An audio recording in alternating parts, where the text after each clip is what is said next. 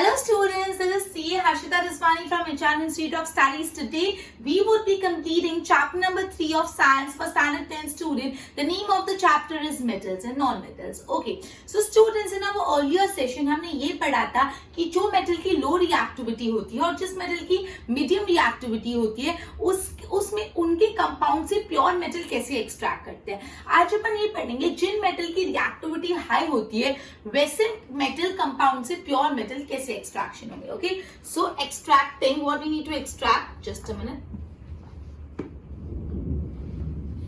Extracting metal towards the top of the activity series. Extracting metals towards top of reactivity series. Okay. तो बोला जो metal reactivity series में high है they are very reactive. मतलब जो reactivity series में metal ऊपर ऊपर आते हैं वो बहुत ज्यादा रिएक्टिव होते हैं. ठीक है, मतलब अपन ने जो अभी तक करा था कि अपन मेटल के कंपाउंड में से मेटल निकालने के लिए उसको हीट कर दे with the help of carbon, वो नहीं हो पाएगा. क्योंकि अगर ऑक्साइड्स होते हैं, ऑक्साइड्स को अगर रिड्यूस करना होता है तो क्या करते हैं, ऑक्साइड को एक रिड्यूसिंग एजेंट के थ्रू, दैट इज एग्जांपल था कार्बन, रिड्यूसिंग एजेंट था कार्बन, उस पर आप हीट करोगे तो वो मेटल मिल जाएगा आपको. लेकिन बोला है कि जो हाईली रिएक्टिव मेटल है उनके मेटल से कंपाउंड से अगर आपको मेटल ऑब्टेन करना है तो आप simple heating with the help of carbon नहीं कर सकते, वो चीज नहीं चलेगी. ठीक है, okay. For example, carbon cannot reduce the oxide of sodium, magnesium, calcium and aluminium. मतलब जी को सपोज सोडियम है, सोडियम जो मेटल है, सोडियम हो गया, एल्यूमिनियम हो गया, ये सारे मेटल की रिएक्टिविटी बहुत हाई होती है. मतलब अगर आप इसको हीट करोगे, मतलब इसको आप इन शॉर्ट, अगर सोडियम ऑक्साइड है, मतलब सोडियम के ऑक्साइड्स है और एल्यूमिनियम के ऑक्साइड्स है, ये सोडियम ऑक्साइड और एल्यूमिनियम ऑक्साइड से अगर आपको सिंपल सोडियम और एल्यूमिनियम मेटल चाहिए तो आप सिंपल रिडक्शन मेथड, मतलब रिड्यूसिंग एजेंट कार्बन को यूज करके सिंपल रिडक्शन नहीं यूज कर पाओगे. मतलब ये सोडियम एल्यूमिनियम इतने रिएक्टिव होते हैं. ओके, तो बेसिकली जो सोडियम ऑक्साइड्स है और जो एल्यूमिनियम के ऑक्साइड है जो हाईली रिएक्टिव है, वो हाईली रिएक्टिव मेटल्स के कंपाउंड फॉर्म से, मतलब इसके ऑक्साइड से आप सिंपल रिडक्शन करके मेटल नहीं ला सकते. ठीक है, this is because this metal, क्यों ऐसा, बिकॉज ये जो मेटल है ना, they have more infinity towards oxygen than carbon. मतलब ये जो हाईली रिएक्टिव मेटल है वो ऑक्सीजन की तरफ उनकी ज्यादा अटैचमेंट है, you can say infinity rather than carbon. मतलब अगर आप उसको कार्बन से हीट करोगे तो भी वो अपने ऑक्सीजन को नहीं छोड़ेंगे, मतलब ऑक्साइड का रिडक्शन नहीं होगा, because they have more infinity towards oxygen. वो ऑक्सीजन के टुवर्ड्स ज्यादा अटैच्ड है एज कंपेयर टू कार्बन. इस वजह से जो हाईली रिएक्टिव मेटल होते हैं उसको आप रिडक्शन करके उसके ऑक्साइड्स का कन्वर्जन नहीं कर सकते, उसके ऑक्साइड्स को रिड्यूस करके मेटल नहीं निकाल सकते. ठीक है, तो अब क्या करें, तो these metal are obtained by electrolytic reduction. तो इसका हमको सिंपल रिडक्शन नहीं कर सकते, क्या करना पड़ेगा, इलेक्ट्रोलाइटिक रिडक्शन. मतलब आपको इलेक्ट्रोलाइटिक रिडक्शन करके ही ये मेटल कंपाउंड से मेटल ऑब्टेन करना पड़ेगा. देखो, for example, sodium, magnesium, calcium are obtained by the electrolysis of molten chloride. The metal are deposited at the, just a minute. अब देखो एग्जाम्पल आपको दिए, जो सोडियम मेटल होता है, जो मैग्नीशियम होता है और जो कैल्शियम मेटल होता है. ठीक है, ये जो मेटल होते हैं ना, ये मेटल को ये मेटल अगर आपको ऑब्टेन करने हैं तो आपको मोल्टन क्लोराइड का इलेक्ट्रोलिसिस करना पड़ेगा. किसका इलेक्ट्रोलिसिस करोगे, इलेक्ट्रोलिसिस ऑफ मोल्टन क्लोराइड. अब कैसे करेंगे, आपको पता है इलेक्ट्रोलिसिस मतलब क्या होता है. इलेक्ट्रोलिसिस मतलब इन शॉर्ट आप कोई सोल्यूशन में से इलेक्ट्रिसिटी पास करवा रहे हो, कोई सोल्यूशन में से इलेक्ट्रिसिटी पास कराने को बोलते हैं आप इलेक्ट्रोलिसिस. क्लियर, तो यहाँ पे the metal are deposited at the cathode. मतलब यहाँ पे क्या होगा, जब आप सोडियम, मैग्नीशियम और कैल्शियम ऑब्टेन करने के लिए इसका इलेक्ट्रोलिसिस करोगे तो यहाँ पे जस्ट अ मिनट, हाँ, तो एक कैथोड होता है और एक एनोड. मतलब यहाँ पे कैथोड और एनोड होता है, राइट. मतलब इलेक्ट्रोलिसिस होता है, एक कैथोड और एक एनोड होता है, राइट. तो कैथोड जो होता है, just a minute, okay, the metal are deposited at the cathode. Cathode पे क्या डिपोजिट हो जाएगा, कैथोड पे मेटल्स डिपॉजिट हो जाएंगे. कैथोड कैसे होते हैं, नेगेटिवली चार्ज होते हैं. ठीक है, and where as chlorine is liberated at the anode, और एनोड जो है, जो पॉजिटिवली चार्ज है, उस पर क्या हो जाता है, क्लोरीन आ जाता है। मतलब आप ये सोडियम, मैग्नीशियम और कैल्शियम का इलेक्ट्रोलिसिस कर रहे हो मॉल्टन क्लोराइड का, मतलब एक क्लोराइड फॉर्म में आप इसका इलेक्ट्रोलिसिस करोगे, मतलब सोल्यूशन में से इलेक्ट्रिसिटी पास कराओगे, तो जो प्योर जो आप मेटल ऑब्टेन कर रहे हो वो कैथोड पे डिपॉजिट हो जाएंगे, और जो क्लोराइड्स है वो एनोड पे डिपॉजिट हो जाएंगे। सिंपल।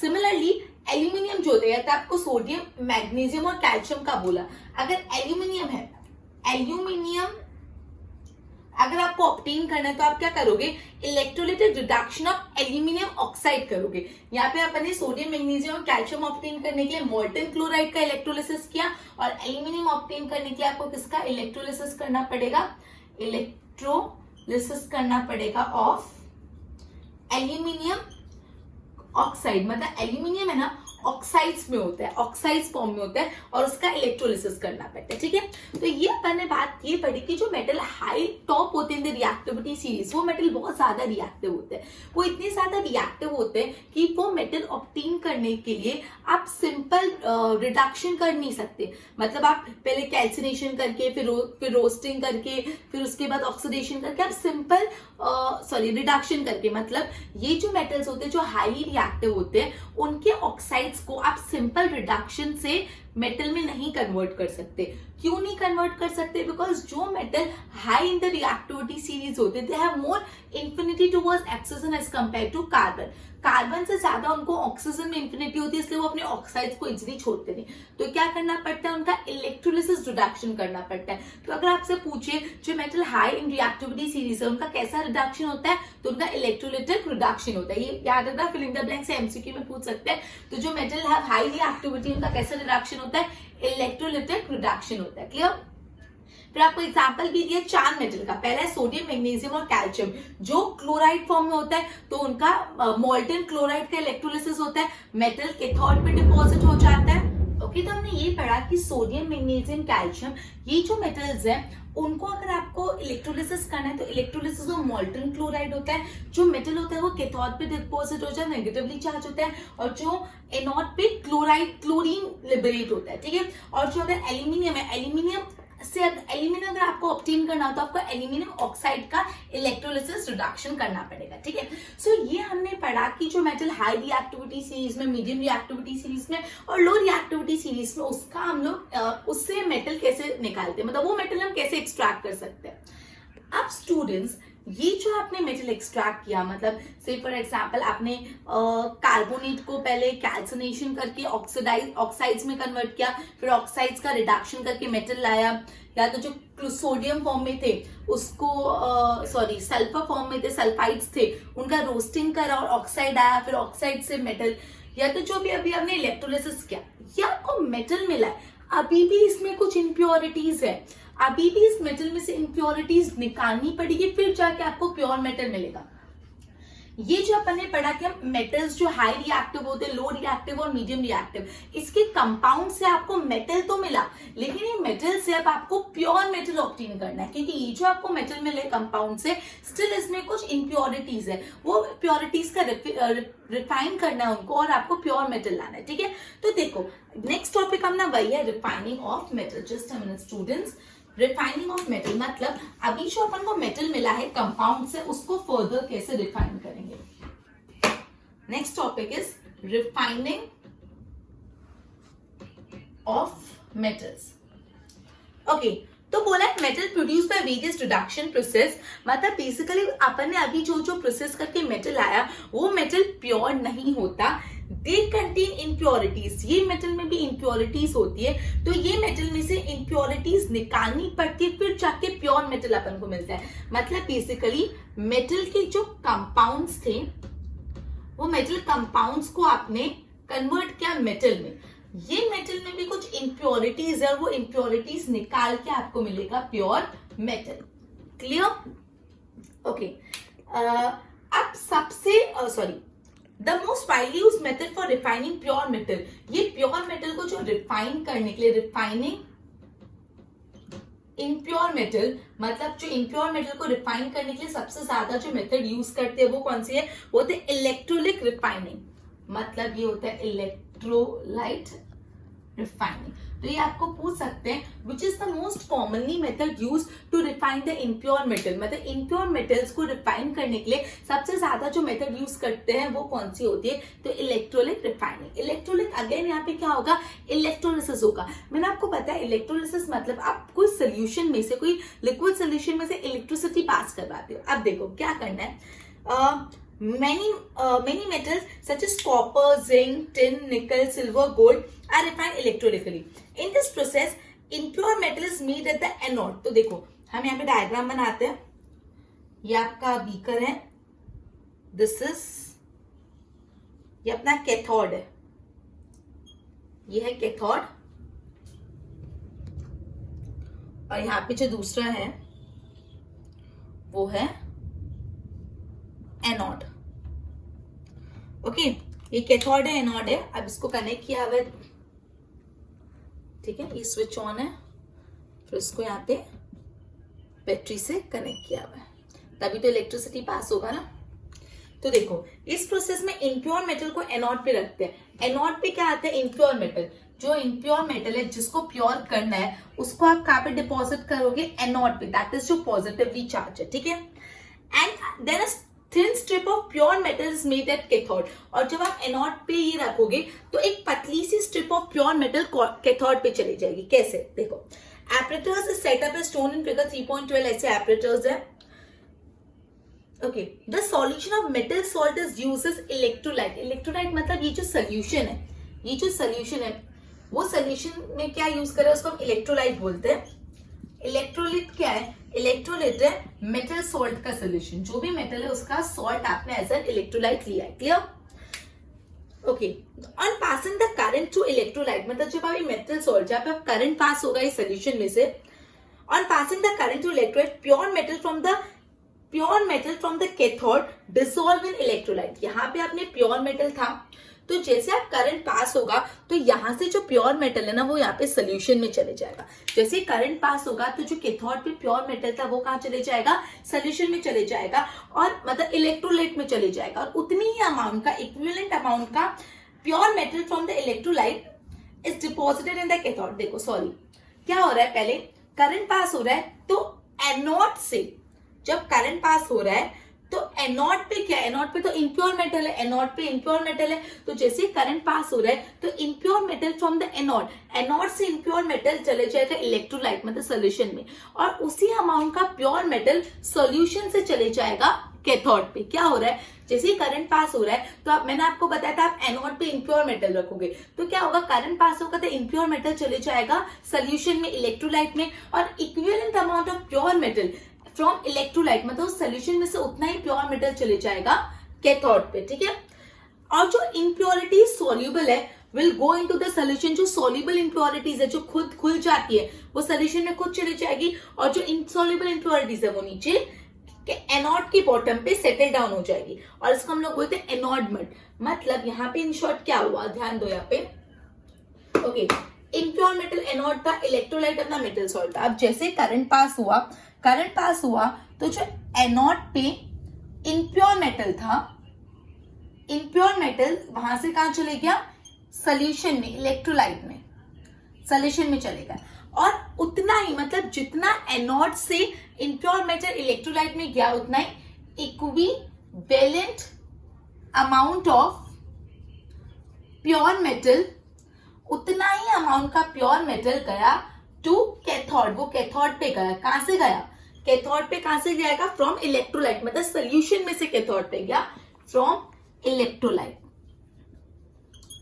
अब यहाँ पे इंप्योरिटीज, जो सॉल्युबल इंप्योरिटीज होंगी, जो घुल जाती है, सॉल्युबल इंप्योरिटीज, वो कहां पे जाएंगी, सोल्यूशन में डिसॉल्व हो जाएगी। सॉल्युबल इंप्योरिटीज जो होती है will go into solution, go to the solution, solution में चली जाएगी सॉल्युबल इंप्योरिटीज।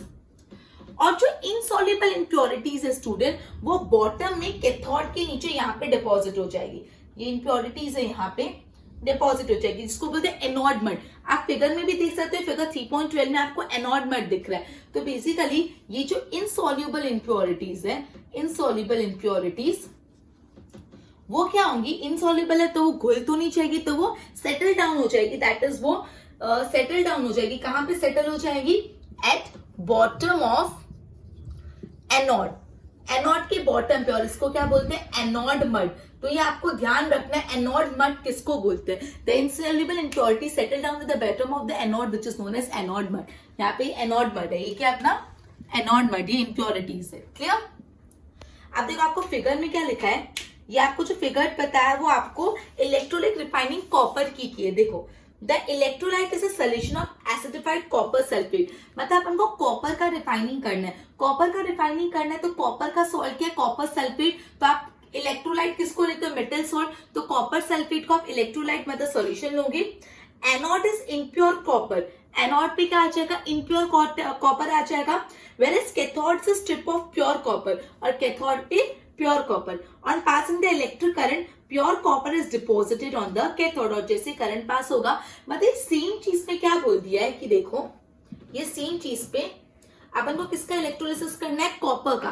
तो यहाँ पे जो एनोड है यहाँ पे कॉपर है, और ये जो सॉल्यूशन है ना, ये जो सॉल्यूशन इलेक्ट्रोलाइट वो है कॉपर सल्फेट। अब जैसे करंट पास होगा तो ये कॉपर जो है नीचे डिपॉजिट हो जाएगा, आई मीन कॉपर इलेक्ट्रोलाइट में चले जाएगा, और इलेक्ट्रोलाइट का प्योर कॉपर चले जाएगा कैथोड में। क्लियर?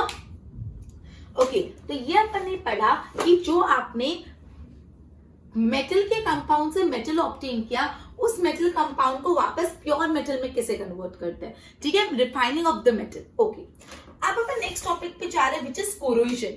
ये अपना पूरा टॉपिक है कोरोजन के बारे में, प्लीज ध्यान देना। कोरोजन क्या होता है? Just a minute.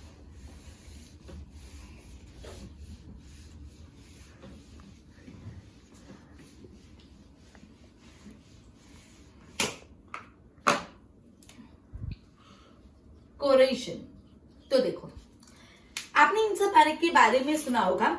जो सिल्वर के आर्टिकल्स है ना, वो थोड़े टाइम बाद काले पड़ने लगते हैं। जो सिल्वर आर्टिकल्स है वो थोड़े टाइम बाद काले पड़ने लगते हैं व्हेन एक्सपोज टू एयर। क्यों? बिकॉज ये जो सिल्वर है वो एयर में जो सल्फर है उसके साथ रिएक्ट करता है और सिल्वर सल्फाइड की कोटिंग बन जाता है। मतलब आपने सुना है कि जो सिल्वर के आर्टिकल्स है वो थोड़े टाइम बाद अगर आप एयर में रखते हो तो वो ब्लैक पड़ जाते हैं। इसका क्या रीजन है? बिकॉज जो एयर में सल्फर है वो सल्फर ये सिल्वर के साथ रिएक्ट कर जाती है और उसके ऊपर एक कोटिंग बना देती है ऑफ सिल्वर सल्फाइड की। मतलब एयर का सल्फर सिल्वर के साथ रिएक्ट करके सिल्वर सल्फाइड की कोटिंग बना देता है, और ये जो सिल्वर सल्फाइड की कोटिंग कैसी हो जाती है? ब्लैक। इस वजह से सिल्वर ब्लैक हो जाता है। फिर आपने देखा है कॉपर कार्बन डाइऑक्साइड के साथ रिएक्ट करता है and loses is shiny brown surface and green colour. Copper जो है वो भी थोड़े टाइम बाद ग्रीन कलर का हो जाता है। आपने देखा है कि जो कॉपर है, कॉपर थोड़े टाइम बाद कैसे कलर का हो जाता है? ग्रीन। क्यों ग्रीन कलर का हो जाता है? बिकॉज कॉपर जो एनवायरमेंट में थोड़ी नमी वाली कार्बन डाइऑक्साइड है उससे रिएक्ट करता है। मतलब it react with the moist carbon dioxide, और ये मॉइस्ट कार्बन डाइऑक्साइड के साथ जैसे ही कॉपर रिएक्ट करता है तो उसका जो ब्राउन कलर है, कॉपर ब्राउन कलर का होता है, वो कोटिंग चले जाता है और कैसा कोटिंग आ जाता है? ग्रीन कलर का कोटिंग आ जाता है। अब देखो कॉपर रिएक्ट कर रहा है कार्बन डाइऑक्साइड के साथ तो ये बन जाता है कॉपर कार्बोनेट। ठीक है, उसके बाद one of the very popular iron. Iron articles के साथ क्या होता है? Iron article when exposed to moist air for a long time acquire a coating of brown flaky substance called rust. मतलब क्या होता है? जब आयरन के आर्टिकल्स को आपने बहुत लंबे समय तक हवा में खुला छोड़ दिया है तो क्या होगा? आयरन आर्टिकल्स हवा में है तो बेसिकली ऑक्सीजन भी होगा और साथ में क्या होगा? एनवायरमेंट में जो निमाश होती है, मॉइस्टनेस होती है, जो नमी होती है, मतलब ऑक्सीजन और मॉइस्टनेस दोनों को मिलके आयरन पे ब्राउन कलर का कोटिंग चढ़ जाता है जिसको बोलते हैं रस्ट। मतलब आयरन कैसे कलर का हो जाता है? आयरन कैसे कलर का हो जाता है? ब्राउन फ्लास्की कलर का हो जाता है। ठीक है, कब ब्राउन फ्लास्की कलर का हो जाता है? व्हेन एक्सपोज टू, जब आप उसको मॉइस्ट एयर में रखते हो। अब एयर से उसको दो चीजें मिलती है। एयर से तो इसको ह्यूमिडिटी मॉइस्चर मिलता है और दूसरा क्या मिलता है? ऑक्सीजन।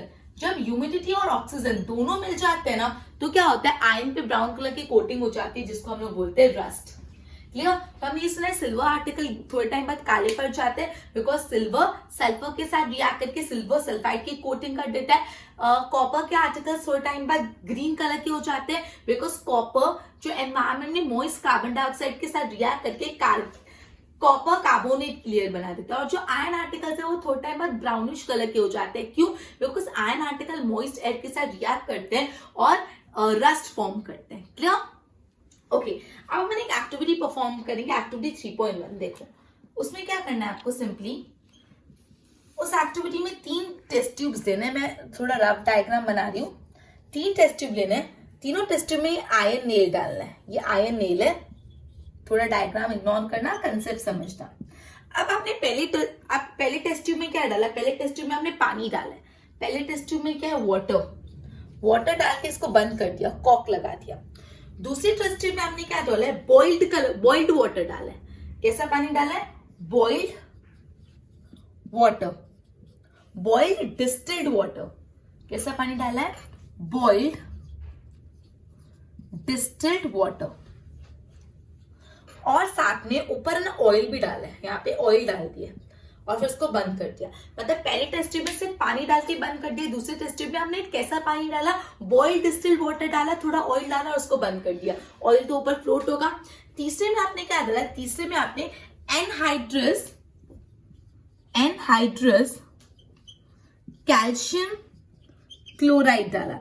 एनहाइड्रस मतलब क्या होता है? जिसमें हाइड्रस मतलब जिसमें वाटर कंटेंट नहीं हो, मतलब जो ड्राई हो, तो आपने ड्राई कैल्शियम क्लोराइड डाल दिया। अब आप फिगर में भी देख सकते हो, पहले नेम में वाटर दिख रहा है, दूसरे नेम में आपको डिस्टिल्ड वाटर दिख रहा है, ऊपर ऑयल दिख रहा है। और जो थर्ड है उसमें आपको एनहाइड्रस कैल्शियम क्लोराइड दिख रहा है, मतलब कुछ ड्राई कैल्शियम क्लोराइड दिख रहा है। ठीक है, अब जरा सोच के बताओ, ये तीनों नेल में जो test tube A, test tube B और टेस्ट ट्यूब सी में कौन से नेल पहले रस्ट हो जाएगा और कौन सा नहीं होगा?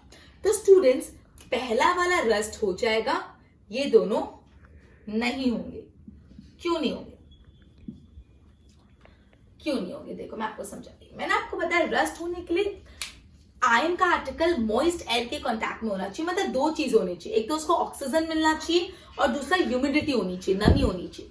पहले केस में आप क्या पे देख रहे हो कि आपने जब पानी डाला तो उसके बाद कॉक बन गया, तो यहाँ पे तो एयर होगा ना। आप एक टेस्ट ट्यूब में पानी डाल के बंद करो तो थोड़ा बहुत एयर तो होगा। तो अगर एयर होगा तो एयर में ऑक्सीजन भी होगा, ह्यूमिडिटी भी होगा, दोनों जब इसको मिलेगा तो फर्स्ट आयन नेल तो रस्ट होने ही वाला है। बिकॉज पहले आपने कॉक में क्या, पहले टेस्ट ट्यूब में सिर्फ पानी डाला है, पानी डाल के इसको बंद कर दिया तो हवा तो थोड़ी घुसेगी, तो जो एयर है वो मॉइस्ट हो जाएगी, मतलब मॉइस्ट एयर भी मिल गई और एयर में ऑक्सीजन भी मिल गया। जब ये दोनों मिल जाता है ना आयन को, तो पक्का रस्ट हो जाता है। सेकेंड केस में आप देखो यहाँ पे क्या है। अब सेकेंड केस में आपने क्या किया, एक टेस्ट ट्यूब लिया, उसके अंदर डिस्टिल्ड वाटर डाला और डिस्टिल्ड वाटर डालने के बाद ऊपर ऑयल डाल के बंद किया। अब एक्चुअली एयर तो है, लेकिन ऑयल का जो लेयर, आपको पता है जो तेल है, ऑयल है, वो वाटर में फ्लोट करता है, वो वाटर में डिसॉल्व नहीं होता, वाटर के ऊपर फ्लोट करता है। तो ये जो ऑयल का लेयर है वो एयर को वाटर के कांटेक्ट में आने ही नहीं दे रहा। ये जो एयर है वो नीचे वाटर के कंटेंट में आ ही नहीं रही बिकॉज ऑफ ऑयल। तो जब एयर वाटर के कांटेक्ट में आ ही नहीं रहा तो उसको रस्ट कैसे होगा? मतलब ना ह्यूमिडिटी है ना ऑक्सीजन है। तीसरे केस में देखो, जस्ट अ मिनट। हाँ, अब टेस्ट ट्यूब सी में आप देख लो, टेस्ट ट्यूब सी में तो एयर ही नहीं है।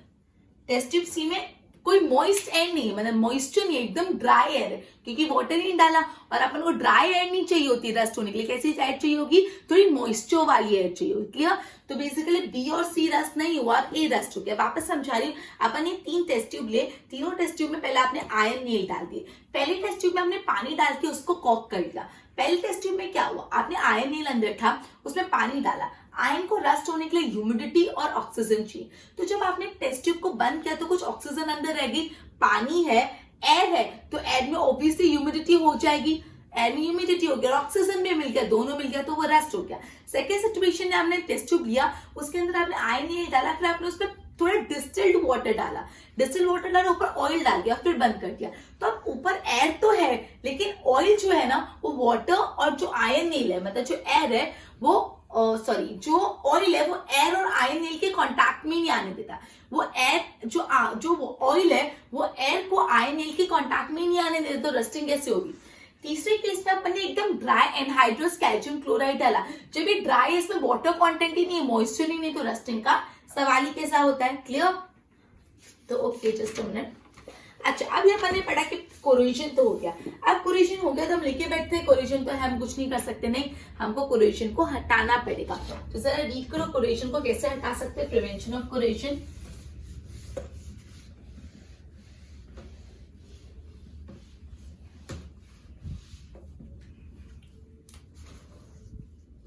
Prevention of correlation. So corrosion prevent करने के लिए आप पेंट कर सकते हो प्रोडक्ट आर्टिकल को, उस पर ऑयलिंग कर सकते हो, ग्रीजिंग कर सकते हो, गैल्वेनाइजिंग कर सकते हो, क्रोम प्लेटिंग कर सकते हो, एनोडाइजिंग या मेकिंग एलॉय, ये सारी चीजें कर सकते हो आप रस्ट को, सॉरी कोरोजन को प्रिवेंट करने के लिए। कोरोजन को प्रिवेंट करने के लिए पेंट कर दो उसको, या तो उसको एलॉय बना दो, गैल्वेनाइजिंग कर दो। देखो गैल्वेनाइजेशन मतलब क्या होता है, देखो गैल्वेनाइजेशन क्या है, it is the method of protecting steel and iron from rusting. मतलब गैल्वेनाइजेशन एक ऐसा मेथड है जिससे आयरन और स्टील के आर्टिकल रस्ट नहीं होते। क्यों रस्ट नहीं होते? By coating them with a thin layer of zinc, क्योंकि वो गैल्वेनाइजेशन में आयरन और स्टील के आर्टिकल पे एक जिंक की लेयर लगा देते हैं। जब आयरन और स्टील के आर्टिकल पे एक जिंक की लेयर लगाई तो वो गैल्वेनाइज्ड आयरन हो गया, गैल्वेनाइज्ड स्टील हो गया, ठीक है। For example, iron is most widely used the galvanized article protected against rusting even if the zinc coating is broken। मतलब अगर जिंक का कोटिंग भी निकल गया ना तो भी अगर आपने गैल्वेनाइज कर लिया तो वो रस्टिंग नहीं होगी उसमें, ठीक है। सो गैल्वेनाइजेशन में बेसिकली एक कोटिंग की जाती है। किसकी कोटिंग की जाती है? जिंक की। किस पे की जाती है जिंक की कोटिंग? आयरन एंड स्टील के आर्टिकल्स पे। मतलब गैल्वेनाइजेशन में आयरन और स्टील के आर्टिकल्स पे जिंक की कोटिंग करती है, जिससे क्या होता है, वो आयरन और स्टील का आर्टिकल कोरोजन नहीं होता, उसमें आयरन के आर्टिकल में रस्टिंग नहीं होती। भले जिंक का कोटिंग निकल भी जाए तो भी आयरन का आर्टिकल रस्ट नहीं होता अगर आपने गैल्वेनाइजेशन करवाया। Third is alloy. अब देखो एलॉय क्या होता है। Okay, we can get the desired property by this method. For example alloy मतलब एक मेटल दूसरे नॉन मेटल, एक मेटल दूसरा मेटल, एक मेटल दूसरा नॉन मेटल को मिक्स करना। अब आयरन आपको पता है बहुत ज्यादा यूज होता है। Just a minute. Iron is most widely use metal but it is never use in pure state. आप आयरन को कभी भी अकेले नहीं यूज करते। आयरन तो कितना पॉपुलर मेटल है, लेकिन आपको जान के थोड़ा अजीब लगेगा कि आयरन कभी भी प्योर स्टेट में नहीं यूज करना चाहता। दिस इज बिकॉज क्यों प्योर स्टेट में यूज नहीं कर सकते? बिकॉज आयरन बहुत ही ज्यादा सॉफ्ट होता है and stretches easily when hot. Iron बहुत सॉफ्ट होता है और जब गर्म होता है तो बहुत इजीली खिंच जाता है। तो जब आयरन इतना इजीली खिंच जाएगा तो आप उसको शेप कैसे दोगे? तो बेसिकली आयरन इतना पॉपुलर मेटल है तो भी वो प्योर फॉर्म में फ्री स्टेट में नहीं यूज हुआ। आयरन में दूसरे मेटल्स ऐड करते हैं। जैसे अब क्यों आयरन फ्री स्टेट में नहीं यूज कर सकते? बिकॉज आयरन बहुत सॉफ्ट होता है और जब वो गर्म होता है और आप उसको स्ट्रेच करोगे तो बहुत इजीली स्ट्रेच हो जाता है, ठीक है।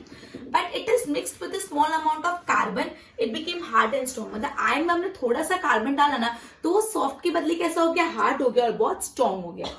When iron is mixed with nickel and chromium, you get stainless steel। आपको स्टेनलेस स्टील कैसे मिलता है? आयरन को निकल के साथ या तो क्रोमियम के साथ मिक्स करो। आयरन जो है उसमें निकल डालो या तो क्रोमियम डालो तो आपको क्या मिल जाएगा? स्टेनलेस स्टील मिल जाएगा। Which is hard and does not rust। Stainless steel बहुत हार्ड होता है और उसमें इजीली रस्टिंग नहीं होती। This is the iron is mixed with some other substance, its property changes। जब हमने आयरन को किसी और सब्सटेंस के साथ मिक्स करा तो उसकी प्रॉपर्टी चेंज होगी। इनफैक्ट आप कोई भी मेटल को दूसरे मेटल के साथ मिक्स करोगे तो उसकी प्रॉपर्टी चेंज हो जाएगी। देखो लास्ट में डेफिनेशन है, एलॉय एक होमोजीनियस मिक्सचर है ऑफ टू और मोर मेटल। एलॉय में क्या हो रहा है? एक होमोजीनियस मिक्सचर हो रहा है। जैसे मैंने आपको बताया जो आयरन है उसमें निकल या तो क्रोमियम डालेंगे तो आपको कैसा आयरन मिल जाए? सॉरी जो स्टील है आप उसमें स्टील में निकल और क्रोमियम डालोगे तो आपको कैसा स्टील मिल जाएगा? Stainless steel. तो alloy is a homogeneous mixture of two और मोर देन टू मेटल और a metal and a non metal, या दो से ज्यादा मेटल या तो एक मेटल और दूसरे नॉन मेटल को आप मिक्स कर रहे हो। Clear? It is prepared by first melting primary metal. अब क्या करो, ये जो पहले मेन मेटल है जिसमें मैं आयरन बोल रही हूँ, या चलो एक काम कर, हाँ आयरन को या कोई भी जो मेन मेटल है उसको आप मेल्ट करोगे। उसके बाद क्या करोगे? And then dissolving the other element in the defined proportion and it is then cooled. मतलब जो आपका प्राइमरी मेटल है जिसमें आपको दूसरे सब्सटेंस डालना है उसको पहले आप क्या करो, आप अपने प्राइमरी मेटल को पहले मेल्ट कर लो, फिर दूसरा मेटल डाल दो और दोनों को ठंडा होने रख दो तो आपको क्या मिल जाएगा? एलॉय। क्लियर? ओके, क्या बताया मैंने एलॉय के बारे में? जब एक मेटल और दूसरा नॉन मेटल, जब टू और more than two metal and one metal and one non metal, जब दो मेटल्स या एक मेटल और दूसरा नॉन मेटल कंबाइन हो जाते हैं तो हम उसको बोलते हैं, उसके होमोजेनियस मिक्सचर को बोलते हैं एलॉय। मैंने आपको बताया स्टेनलेस स्टील का भी एग्जांपल दिया। स्टेनलेस स्टील में क्या होता है? Okay, just a minute. हाँ, जब आयरन होता है उसको निकल और क्रोमियम के साथ मिक्स करोगे तो स्टेनलेस स्टील मिलेगा। अब आपको पता है अपन बोलते 24 कैरेट गोल्ड, एक्चुअली कभी भी 24 कैरेट गोल्ड यूज नहीं होता, 22 कैरेट गोल्ड यूज होता है, बिकॉज गोल्ड इतना सॉफ्ट होता है कि अगर आप 24 कैरेट का गोल्ड यूज करोगे तो पूरा मोल्ड हो जाएगा। मतलब सपोज आपने रिंग पहनी है गोल्ड की तो पूरी रिंग ही एकदम फ्लो हो जाएगी, वो इतना सॉफ्ट होता है। इसलिए गोल्ड में क्या ऐड किया जाता है? या तो सिल्वर ऐड किया जाता है तो कॉपर ऐड किया जाता है। तो सब 22 कैरेट गोल्ड यूजुअली लेते हैं। क्यों? मतलब 22 प्रपोर्शन गोल्ड और बाकी का जो 2 प्रपोर्शन है वो या तो कॉपर या तो सिल्वर। क्लियर? समझा?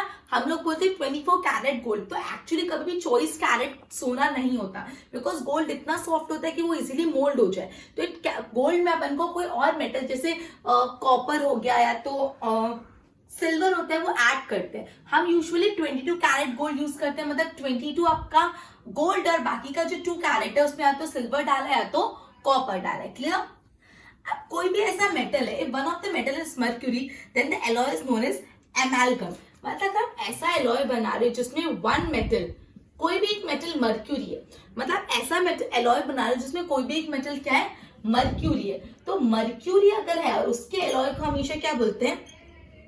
एमालगम। ठीक है, मतलब इन शॉर्ट अगर कोई भी मेटल में आप मर्क्यूरी ऐड करें, मतलब कोई भी एलॉय बना रहे हो जिसमें एक मेटल मर्क्यूरी है, तो वो पूरे एलॉय को एमालगम बोलेंगे। ठीक है, अब है ना यूजुअली जो एलॉय होता है उनका इलेक्ट्रिकल कंडक्टिविटी और उनका मेल्टिंग पॉइंट कम होता है कंपेयर टू प्योर मेटल। समझना, ट्रू और फॉल्स में पूछ सकते हैं। जो एलॉयज होता है उन एलॉय का जो मेल्टिंग पॉइंट होता है तो उनका जो इलेक्ट्रिक कंडक्टिविटी होती है वो कम होता है कंपेयर टू प्योर मेटल। तो अगर आपको पूछे कि pure metal have more electric conductivity and melting point as compare to their alloys, तो दैट इज ट्रू। तो ये आपको ट्रू और फॉल्स में पूछ सकते हैं। आप याद रखो अभी कि जो भी एलॉय होता है उसका इलेक्ट्रिक कंडक्टिविटी और उसका मेल्टिंग पॉइंट कम होता है compare to pure metal, right? Okay, अब ब्रास के बारे में एक बताइए। ब्रास में कौन सी 2 चीजें होती है? It is alloy of copper and tin and they are not good. Sorry, brass is an alloy of copper and zinc. Sorry, हाँ, ब्रास किसमें होता है? कॉपर और जिंक का। एंड ब्रोंज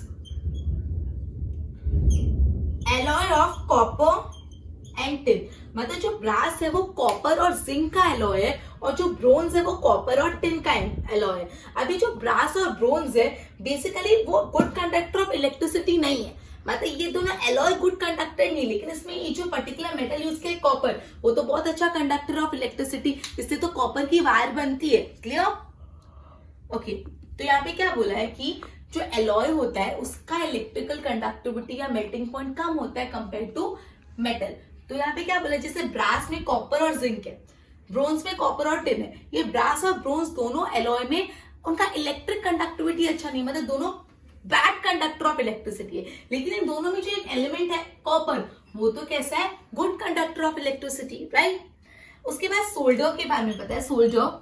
सोल्डर एक एलॉय है ऑफ लीड एंड जिंक। अभी lead और जिंक दोनों का मेल्टिंग पॉइंट कम है, लेकिन एक्चुअली जो सोल्डर है and is used for welding electrical wires together, मतलब लीड और जिंक दोनों का मेल्टिंग पॉइंट कम है, मतलब बहुत इजीली मेल्ट नहीं हो जाता, इसलिए लीड और जिंक को या तो सोल्डर को इलेक्ट्रिकल वायर का वेल्डिंग करने के लिए यूज होता है। क्लियर? तो यहाँ पे बोला है जो एलॉयज होते हैं वो होमोजेनियस मिक्सचर होते हैं 2 मेटल्स के, one metal and the other non metal. ठीक है, उसके बाद आपको ये बताया है, जस्ट अ मिनट। ओके, तो जो एलॉय होता है उसकी इलेक्ट्रिकल कंडक्टिविटी और मेल्टिंग पॉइंट कम होता है कंपेयर टू मेन मेटल। मैंने आपको बताया ब्रास और ब्रोंज का एग्जांपल दिया और सोल्डर का भी एग्जांपल दिया। क्लियर? उसके बाद आपको बोला the wonders of ancient Indian metallurgy. Iron pillar near Qutub Minar in Delhi was built more than 1600 years ago. 16 साल पहले से भी पुराना है अपना iron pillar, they have develop a process which prevented iron from rusting. उन्होंने इस टाइप का मेथड यूज किया जिससे आयरन आज तक रस्ट नहीं हुआ.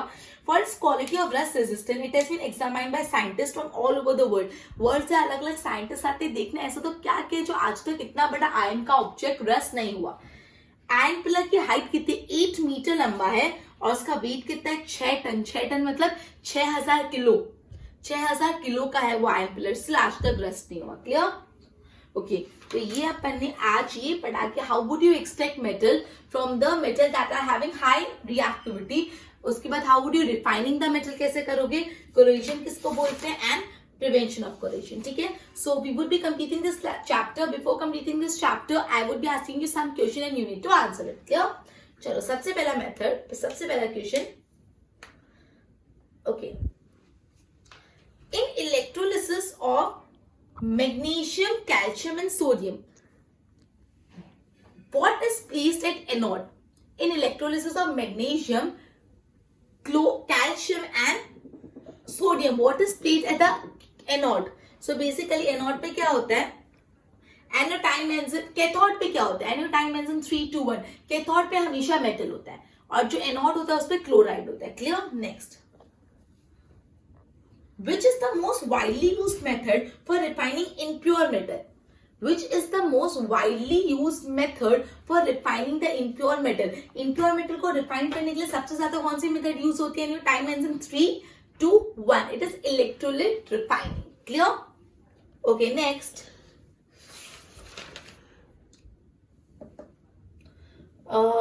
What is galvanization?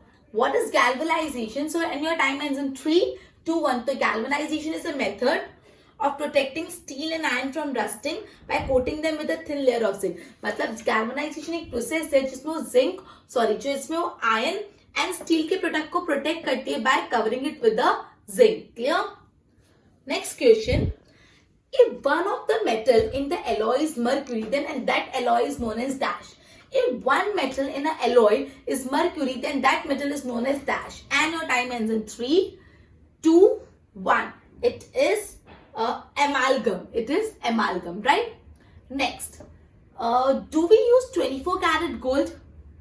True or false? And your time ends in 3, 2, 1. It is तो हम usually 22 कैरेट गोल्ड यूज करते हैं. क्लियर? और क्यों 24 कैरेट नहीं यूज करते? बिकॉज 24 कैरेट गोल्ड बहुत ही ज्यादा सॉफ्ट होता है. Clear? So with this we would be ending our session and continue with the next chapter in our next video. Till then, good bye.